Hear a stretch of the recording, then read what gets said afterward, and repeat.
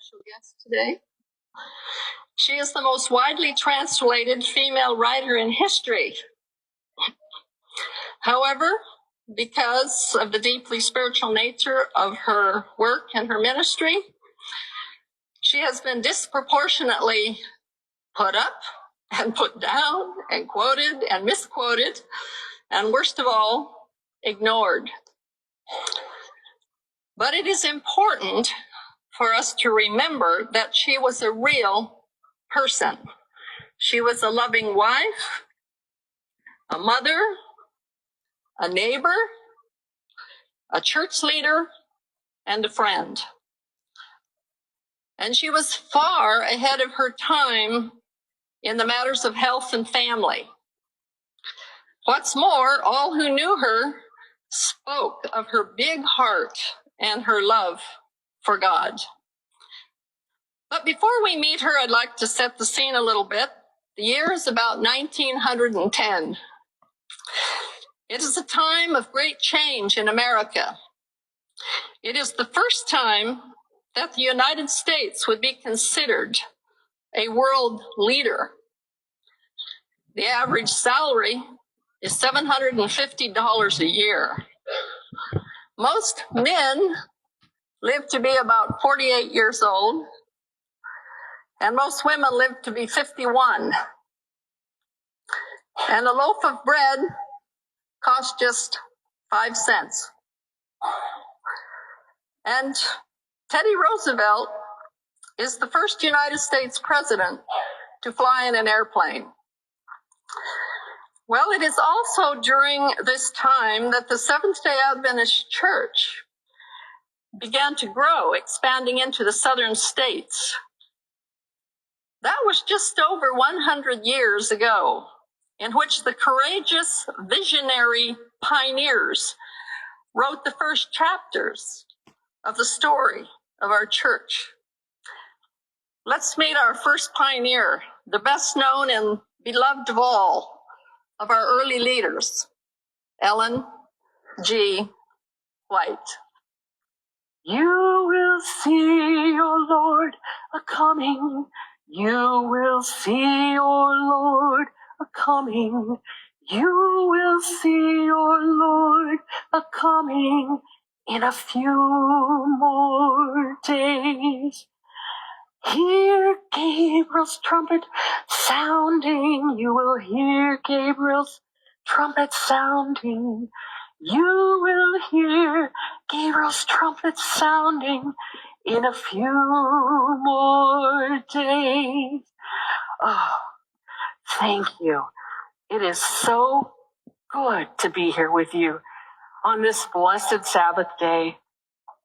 What a symbol of God's leading and providence in his beloved church.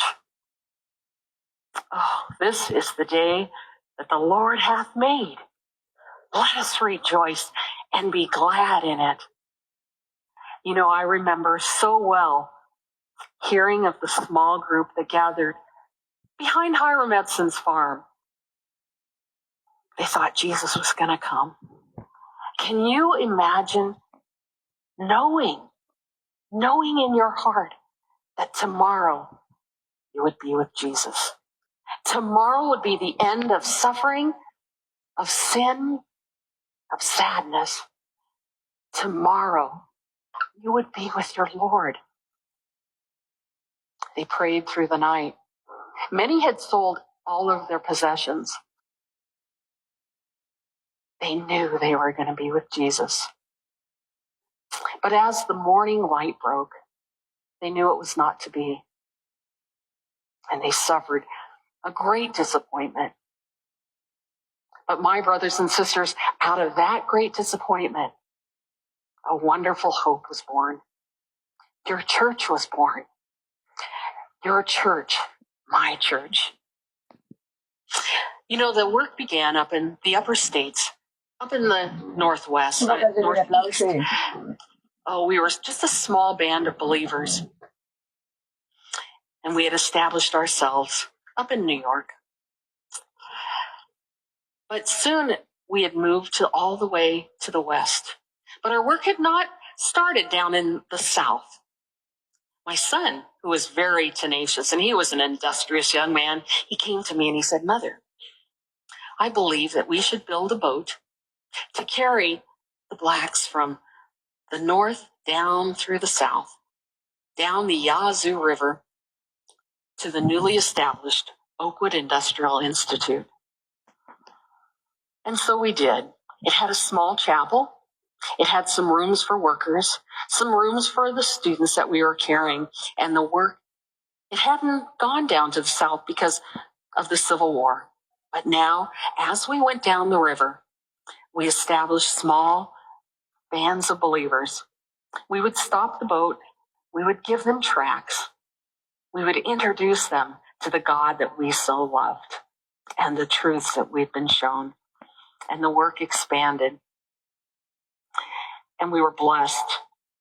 And one of the first things that I know that happened to me is I learned so early on just how faithful God is. He is faithful, and he will be again and again and again. You know, when I was a young girl, my mother would send, I know you were introduced to my twin sister, Elizabeth.